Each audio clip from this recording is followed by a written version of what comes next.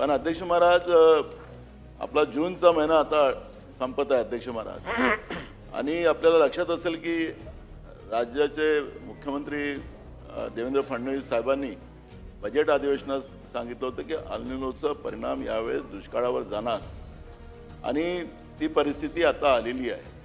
अध्यक्ष महाराज, आपण नद्या थांबवल्या नाहीत, त्याचं पाणी थांबवलं नाही, नाल्यांचं पाणी थांबवलं नाही, धरणं असतील, तलाव असतील, त्याचं पाणी आता सगळं कोरडं पडलेलं आहे, जमिनीतला पाणी पण आतमध्ये गेलेलं आहे. पिण्याचं पाणी अनेक गावामध्ये आज नाही, शहरामध्ये नाही. अरे काय तुम्हाला त्रास आहे का? नाही नाना भाऊ, मी तुम्हाला थोडक्यात मी तेच सांगत आहे अध्यक्ष महाराज, तेच सांगत आहे अध्यक्ष महाराज. अशा भयावह परिस्थितीमध्ये मला असं वाटतं की अध्यक्ष महाराज, आपण विधिमंडळाच्या कामकाजामध्ये शोकप्रस्तावानंतर कामकाज घेत नाही.